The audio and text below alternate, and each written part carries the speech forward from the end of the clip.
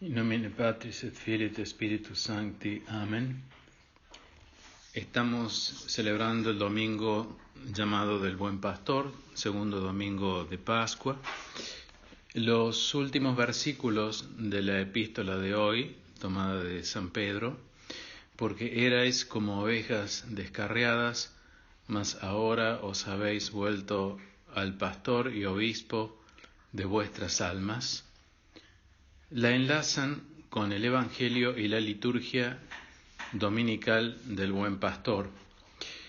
A Dios le agrada que por amor suyo soporte uno las ofensas injustamente inferidas.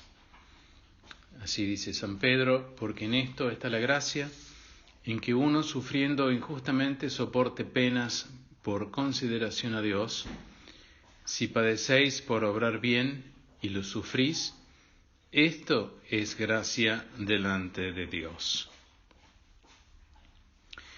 Cristo, que sufrió injustamente y supo con sus padecimientos redimir a las ovejas descarriadas, nos ofrece ejemplo a seguir.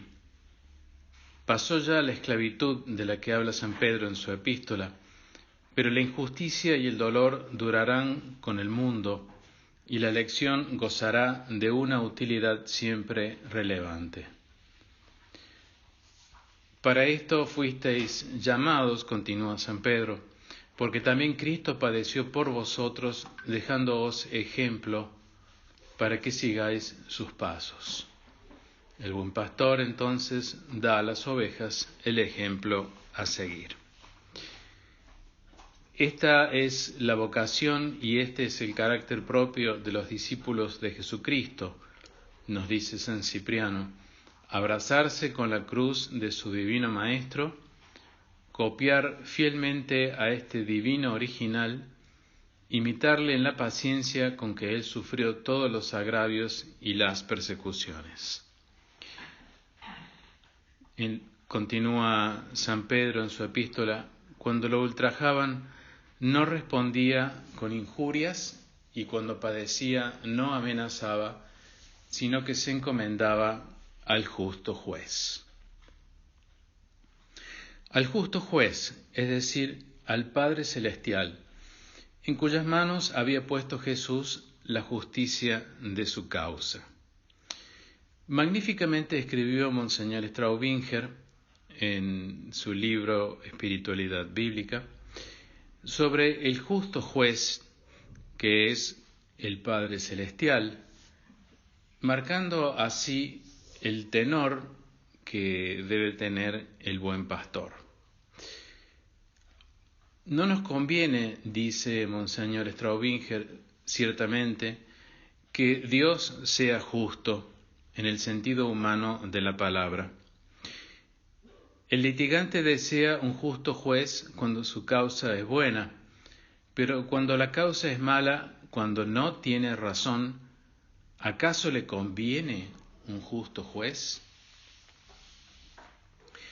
Ahora bien, ¿qué tal es nuestra causa delante de Dios? Él mismo nos lo enseña por si acaso nuestra ceguera no lo viese. Ningún viviente puede aparecer justo en tu presencia, dice el profeta David. Y en otra parte, si examinara, Señor, nuestras iniquidades, ¿quién podría subsistir? ¿Quién quedaría en pie? Y San Juan, por su parte, añade: si dijéramos que no tenemos pecado, nosotros mismos nos engañamos y no hay verdad en nosotros. ¿Qué haríamos, pues, con un juez justo? Jesús, que es y será nuestro juez porque el Padre así lo quiso, ha definido su justicia en estos términos: el Hijo del Hombre ha venido a buscar y a salvar lo que había perecido. Que no envió Dios su Hijo al mundo para juzgar al mundo, sino que por su medio el mundo se salve, dice el Evangelio de San Juan.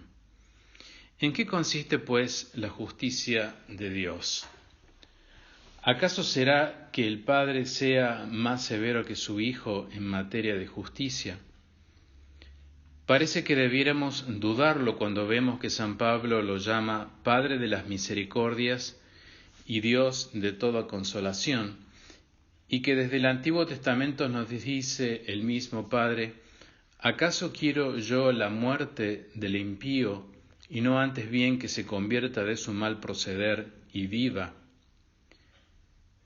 Pero donde se ve hasta qué punto llega la justicia de Dios es en las palabras de su Hijo, que nos hace aquella inaudita revelación: tanto amó Dios al mundo que no reparó en dar a su Hijo unigénito. ¿Es esto justicia? ¿Condenar al inocente para salvar al culpable? Se dirá, bueno, eso lo hizo Dios una vez, pero ahora será sin duda más severo. Veamos lo que dice San Pablo. Lo que hace brillar más la caridad de Dios hacia nosotros es que cuando éramos aún pecadores, Jesucristo, al tiempo señalado, murió por nosotros. Con mayor razón, pues, ahora que estamos justificados por su sangre, nos salvaremos por él de la ira. Y el que ni a su propio Hijo perdonó, sino que le entregó por todos nosotros, ¿cómo después de habernos dado a Él dejará de darnos cualquier otra cosa? Quiere decir, pues, que ahora el Padre es aún menos justo que antes. Entonces ya nos llama a su mercado diciendo: venid y comprad sin dinero, como dice el profeta Isaías. ¿Qué justicia puede haber donde se vende sin dinero? Ahora, Él mismo se ha obligado más aún a no negarnos nada, pues que nos ha provisto de una moneda de valor infinito, la sangre del Hijo amado, en quien tiene todas sus complacencias. Con esa moneda no hay cosa que se nos pueda negar, y Jesús lo ha dicho terminantemente: todo lo que pidiereis al Padre en mi nombre, os lo dará. ¿De dónde puede sacarse entonces la prueba de que Dios es justo? Así lo supone sin duda la metafísica, es decir, la filosofía del ser, pero la revelación, es decir, la Biblia, nos dice que los pensamientos de Dios no son nuestros pensamientos, sino que distan tanto de ellos como el cielo de la tierra. Si vosotros, siendo malos, sabéis dar cosas buenas a vuestros hijos, ¿cuánto más vuestro Padre del cielo dará el buen espíritu a los que se lo pidan? ¿Acaso no es Él bueno con los desagradecidos y malos? Dios no juzga a nadie en esta vida, ni odia a sus criaturas, porque es Padre y ama con un amor de infinita misericordia. No podemos poner en duda su justicia o santidad, pero ésta ya está satisfecha de un modo superabundante con los méritos de Jesucristo. Por lo tanto, Dios no necesita tratarnos según nuestro humano concepto de justicia. Antes bien, puede dar rienda suelta a su misericordia incontenible que rebosa de su corazón de Padre. Lo vemos obrar así en todas las relaciones con nosotros. Cuando uno peca, dice San Ambrosio, Dios lo mira como una flaqueza propia de lo que somos, mas cuando se arrepiente, Dios se lo cuenta además como una buena obra. Pero entonces, si Dios es así, ¿para quién es el infierno, el castigo? Simplemente para el que quiere ir a él, para el que no quiere aceptar que Dios le dé ese buen espíritu que ofrece a todos gratis y que no es sino el Espíritu Santo, el Espíritu de Jesús. ¿Y quién puede haber tan insensato que se resista a admitir el don gratuito de la misericordia que viene del amor? Precisamente el que no cree en verdad en ese amor. ¿Cómo puede aceptarlo si no cree en él? Ese es el que piensa que Dios es exclusivamente justo y que no puede pedírsele nada más que justicia, y que sería incorrecto acogerse a su misericordia, posición que ha sido condenada por la Iglesia Católica. Es, en una palabra, el soberbio que no quiere dejarse amar porque le parece que no lo necesita. Y a ese soberbio Dios lo castiga entonces, no ya por sus pecados, pues que está siempre dispuesto a perdonar, sino por su dureza, que no ha querido creer en el amor y aceptar el perdón. Entonces sí que aparece el Dios justo, terrible y lleno de ira. ¿Por qué? Por venganza espantosa del amor despreciado. Desde Moisés sabemos que Dios es un fuego devorador y celoso, y el Cantar de los Cantares nos da luego todo su retrato.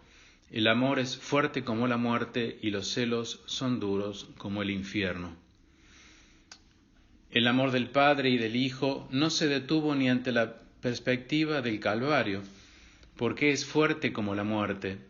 Y esto fue para comprarnos el Espíritu Santo, ese buen Espíritu que hemos visto que Dios da gratis, ese Espíritu de Hijo que el Padre nos regala para que nos santifique con sus dones por los méritos de Cristo.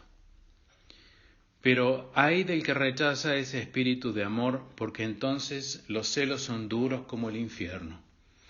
Ay del que rechaza el espíritu de príncipe, como dice el Salmo, que el Rey divino ofrece en un alarde de amor y generosidad infinita.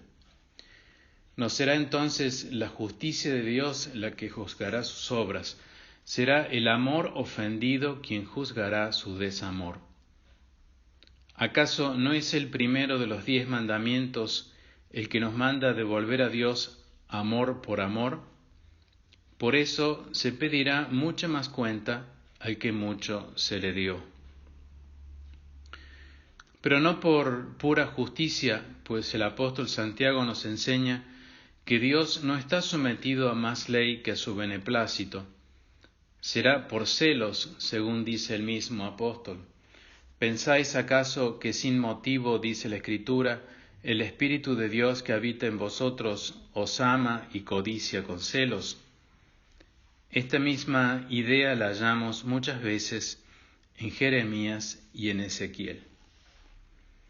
No es pues Dios un juez que condena, sino un Padre que está siempre deseando perdonar. El soberbio que rechaza el perdón es quien se abre él mismo las puertas del infierno. Si hasta Judas Iscariote habría quedado en un instante con solo quererlo, perdonado gratuitamente, y esto por los méritos del mismo Cristo a quien entregó. ¿Cómo puede hablarse de justicia? Infeliz, dice San Martín de Tours hablando a Satanás, si tú fueras capaz de pedir misericordia, también la tendrías. Por lo demás, es posible que Dios no use Él mismo la conducta que nos mandó tener a nosotros.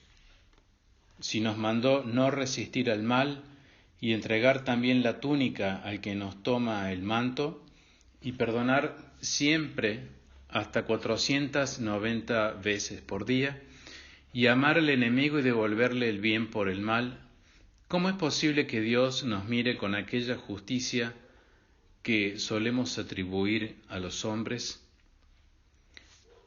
Cuando Jesús nos dio esa regla de caridad total y misericordia sin límites, ¿a quién puso por modelo de ella sino a su Padre Celestial?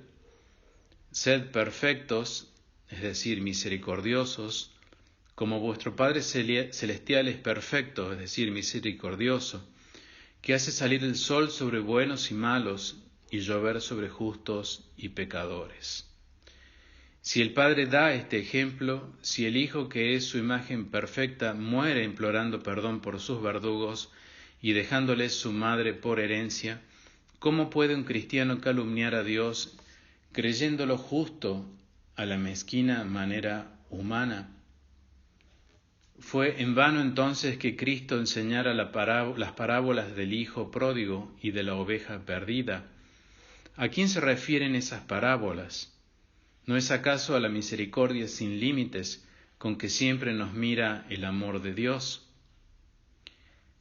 Las revelaciones estupendas que nos brinda así cada página de la Sagrada Escritura destruyen, como se ve, ese falso concepto de un Dios justo a lo humano, que el hombre sea formado según su lógica jurídica, como si no existiera el misterio de la redención.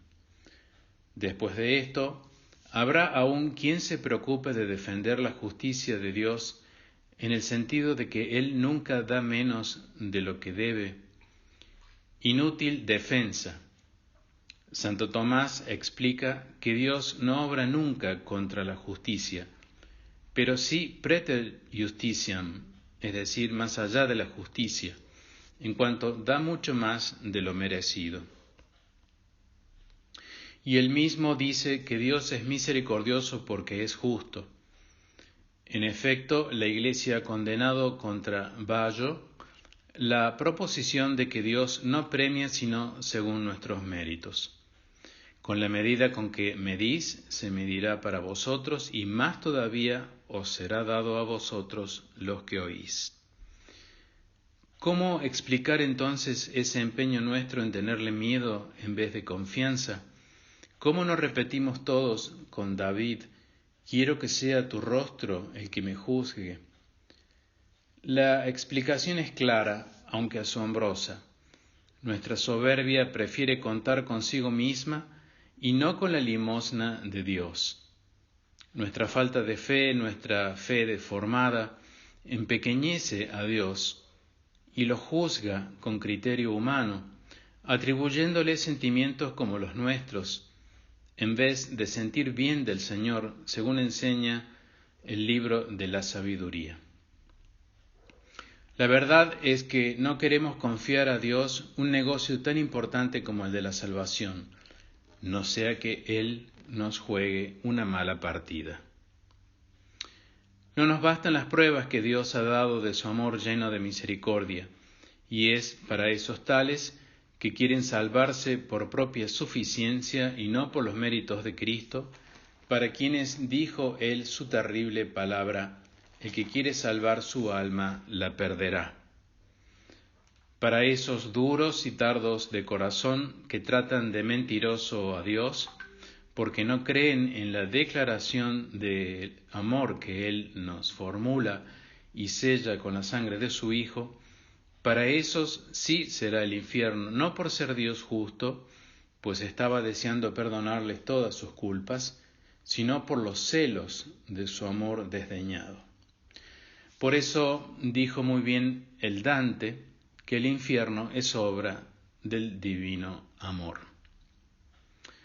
Hasta aquí el admirable escrito de Monseñor Straubinger sobre el justo juez, en cuyas manos se encomendó nuestro Señor Jesucristo, como leemos en la epístola de hoy de San Pedro, dejándonos ejemplo de buen pastor. Pastor y obispo de nuestras almas es Jesucristo, nos dice San Pedro. Y lo es por ser el mediador de la nueva alianza mediante su sangre, pues tampoco la antigua alianza o testamento había sido sin la sangre de los becerros, que se llamaba sangre de la alianza, por lo cual fue necesario que Jesús muriera para cumplir las promesas hechas a los padres por el Dios veraz. Al final de la epístola a los Hebreos, San Pablo alude expresamente sobre el pastor fiel cuando le anuncia a los hebreos la resurrección de Cristo, diciéndoles: el Dios de la paz, el cual resucitó de entre los muertos, al que es el gran pastor de las ovejas, en la sangre de la alianza eterna, el Señor nuestro Jesús, os haga aptos para todo bien, a fin de que hagáis su voluntad. Él obre en vosotros por Jesucristo lo que sea agradable a sus ojos. A Él sea dada la gloria por los siglos de los siglos. Amén. En el nombre del Padre, y del Hijo, y del Espíritu Santo. Amén.